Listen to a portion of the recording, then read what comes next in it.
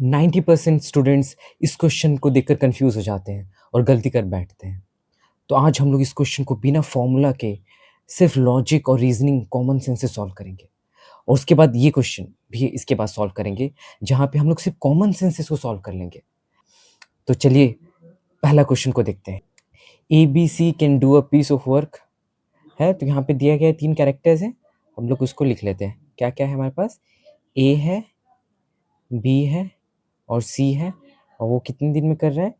ये 30 डेज में कर रहा है। ए बी कर रहा है आपका 40 डेज में और सी कर रहा है 50 डेज में। क्वेश्चन को आगे पढ़ने से पहले ही हम लोग मेन चीज़ क्या होगा, जो टोटल वर्क है वो निकाल लेंगे, राइट। यहाँ पे तो यहाँ पे क्या हो जाएगा, टोटल वर्क हमें पता है क्या है कि ऐसा कोई नंबर होगा जो तीनों से डिविजिबल हो, तीनों उसको डिवाइड करते हैं, वही हमारा टोटल वर्क होता है, वही एलसीएम हो जाता है। तो एलसीएम का प्रोसेस क्या होगा? 50 को एलसीएम क्या ले सकते हैं आप? 50 को क्या एलसीएम ले पाओगे? नहीं। क्यों? क्योंकि 50 ये सिर्फ इसको डिवाइड कर रहा है, ये दोनों नहीं कर रहा है, तीनों उसको डिवाइड करने चाहिए।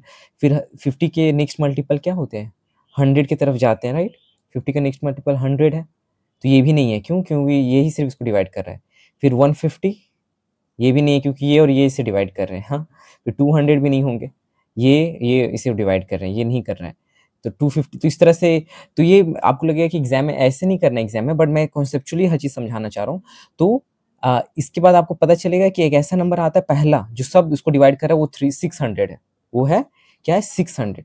तो 600 यूनिट्स हमारा एलसीएम हो गया, लीस्ट कॉमन मल्टीपल। इसके बाद 1200 को भी ले सकते हो आप, इसका फिर 1800 को भी ले सकते हो, लेकिन हम कम से कम वाला देखेंगे सिंप्लिसिटी के लिए। तो यही हमारा टोटल वर्क हो गया।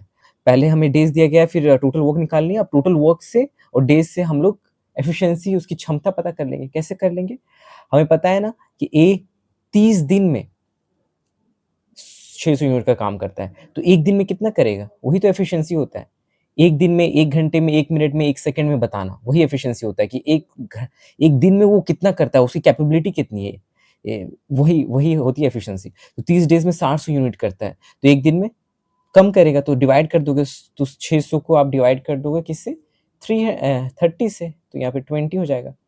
तो हो जाएगा 20 यूनिट्स पर डे हमारा आ गया ए का एफिशिएंसी। फिर बी का आप ऐसे ही देख लो, इसको 0 कट हो जाएगा और यहाँ से 4 को 60 से काट दोगे तो 15 यूनिट पर डे। आपको कैलकुलेशन करने की जरूरत नहीं है, इसी तरह से आप अप्रोच करते हो। फिर 50 दिन में 60 यूनिट सी काम कर रहा है, तो एक दिन में कितना करेगा? इसको 0 कट हो गया और 5 से 60 को डिवाइड करेगा तो 12 यूनिट पर डे। तो इससे हमें क्या पता चला? इसकी क्षमता सबसे ज्यादा है ए की 20, फिर उससे कम है बी की क्षमता 15 यूनिट पर डे, और सबसे कम क्षमता है सी की 12 यूनिट पर डे। और यहीं उल्टा है, यहाँ क्षमता ज्यादा है तो टाइम कम लग रहा है, यहाँ क्षमता कम है तो टाइम ज्यादा लग रहा है, यहाँ और क्षमता कम है तो टाइम ज्यादा लग रहा है। तो इनवर्सली प्रोपोर्शनल हो गया ये टाइम और एफिशिएंसी के बीच का रिलेशनशिप भी आप देख पा रहे हो। हाँ, इस तरह से चीजें होती है।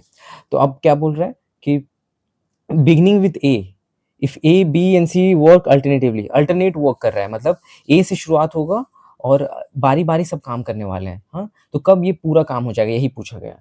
तो यहाँ पे कैसे विजुअलाइज करके सॉल्व करेंगे? यहाँ पे देखो, पहले क्या काम करेगा हमारा? ए, राइट। ए काम करने वाला है, ठीक। फिर बी काम करेगा, फिर सी काम करेगा, फिर ये पैटर्न चलता रहेगा। फिर ए काम करेगा, फिर बी काम करेगा, फिर सी काम करेगा। इस तरह से साइकिल चलेगा। फिर क्या करेगा? ए काम करेगा, फिर बी काम करेगा, फिर सी काम करेगा। इस तरह से होता रहेगा। हाँ, ठीक। तो यहाँ पे आप नोटिस करो, ए का क्षमता कितना है? ये 20 यूनिट काम करके दे देगा आपको ए। हाँ, फिर बी कितना करके दे देगा? 15 यूनिट। और फिर सी 12 यूनिट का काम करके दे देगा।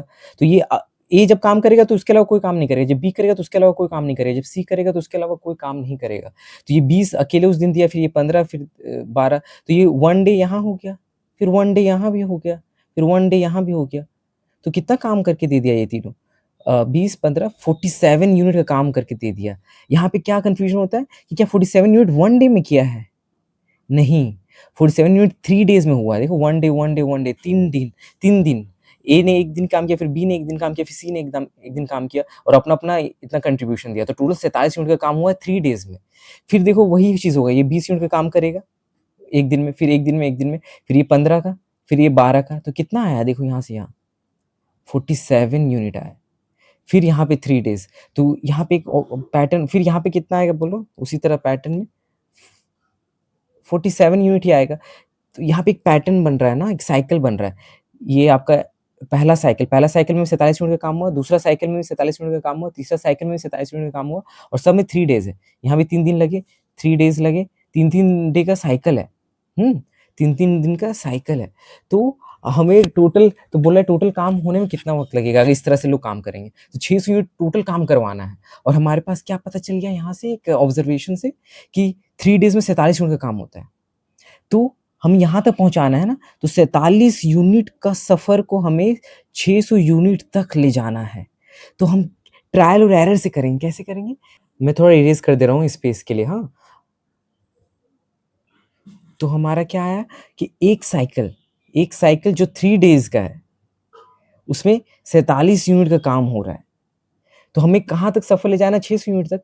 तो हम यहाँ पे कॉमन सेंस से नहीं देख लेंगे कि 6, इसको 10 से गुणा करके देखते हैं, 10 से गुणा करके देखते हैं, मतलब 10 साइकिल चलवा देते हैं। 1 साइकिल, 2 साइकिल, ऐसे 10 साइकिल चलवा देंगे, तो 10 साइकिल में क्या हो जाएगा? 10 साइकिल के बाद क्या हो जाएगा हमारे पास? 470 यूनिट तक पहुँच गए। लेकिन अभी भी पूरा काम नहीं हुआ है। पूरा काम 600 यूनिट करवाना है और हम 470 तक पहुँच गए।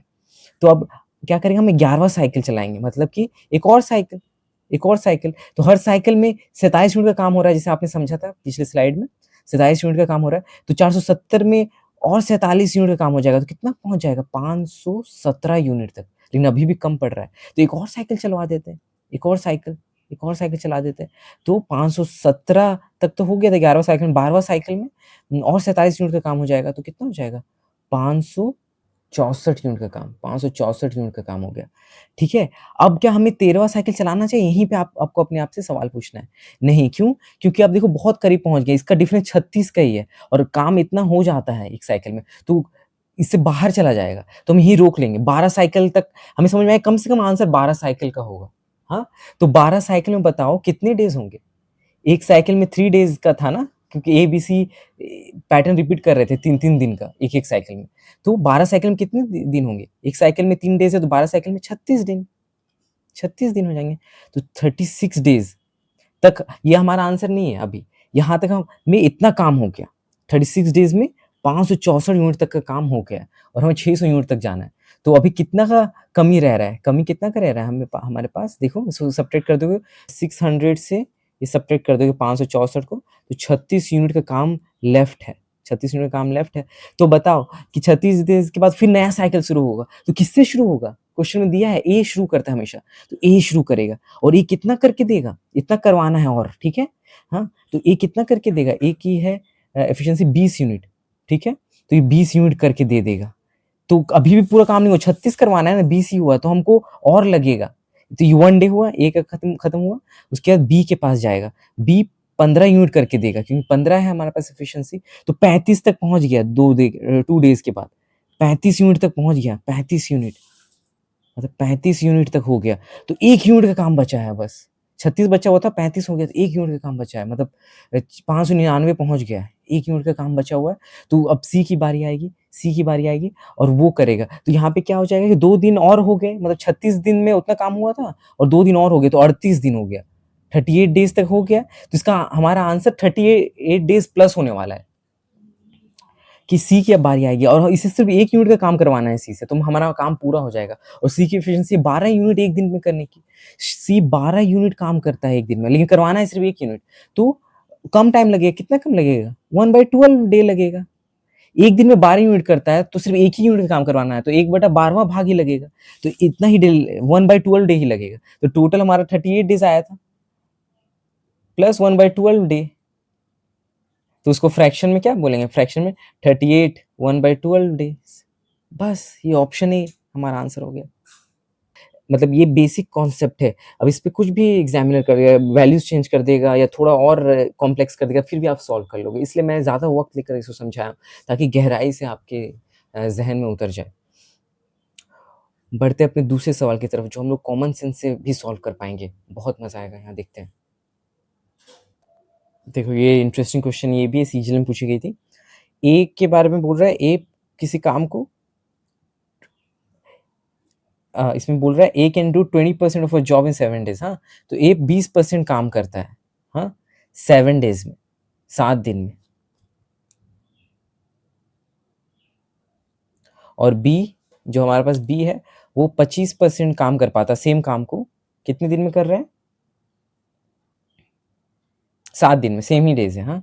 तो इससे क्या पता चल रहा है कि ये ज़्यादा तेज़ है ना, इसकी एफिशिएंसी ज़्यादा है क्योंकि सेम ही टाइम में ये 25% काम कर दे रहा है जो टोटल वर्क का है, और ये 20% काम कर दे रहा है। इससे ये समझ में आया। तो हम यहाँ से क्या निष्कर्ष या डिड्यूस कर सकते हैं?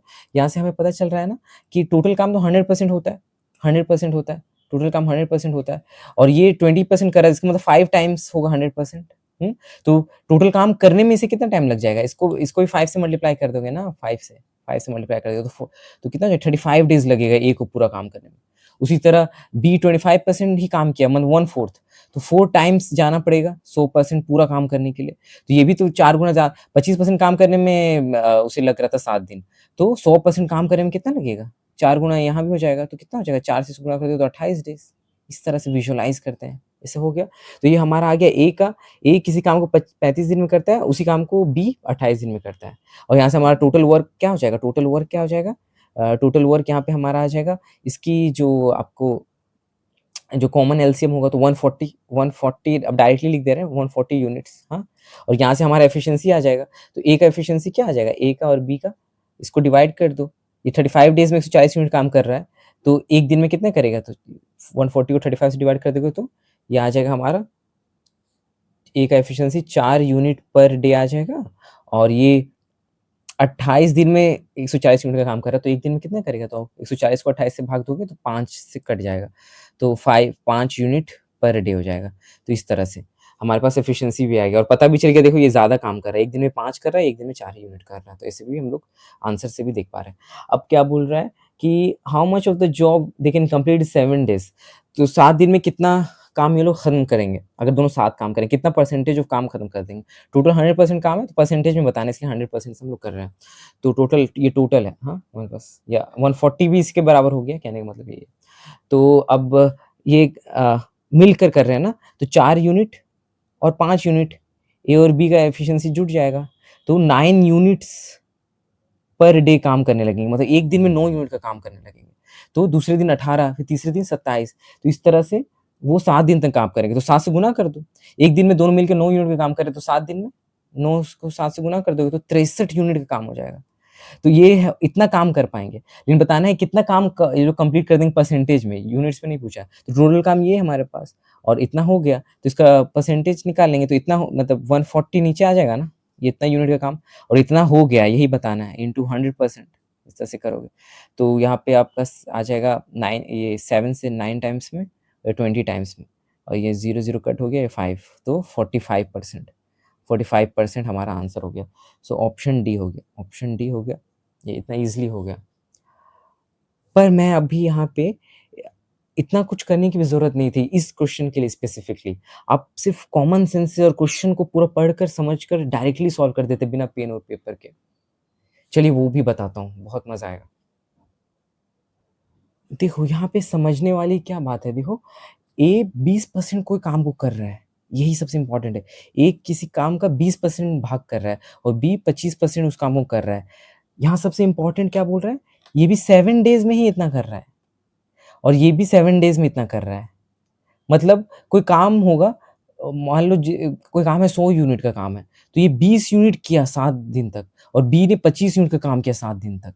मतलब डे 1, डे 2, डे 3, इस तरह से ऐसे 7वाँ दिन तक ये 20 यूनिट का काम किया ए। उसी तरह बी भी इसी तरह 1, 2, 3 ऐसे कर के 25 यूनिट तक का काम कर दिया। टोटल 100 यूनिट का काम है। इस तरह से देख सकते हो। तो 25 यूनिट का काम किया। तो साथ-साथ, तो हमें पूछा भी है, देखो यहाँ पे क्या है, ये how much of the job they can complete in 7 days working together.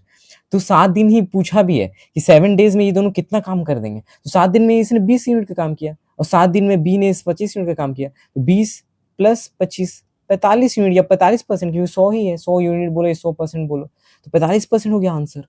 बस यही था, ऑप्शन डी। इतना आसान था, आपको उतना कुछ करना भी नहीं था, एफिशिएंसी निकालो, ये करो, वो करो, ऐसे ही कॉमन सेंस से हो गया और पूरा लॉजिकली हो रहा है। ठीक है ना? अब आप पूछ सकते हो कि क्वेश्चन में अगर बोल देता 14 डेज़ में कितना करेंगे?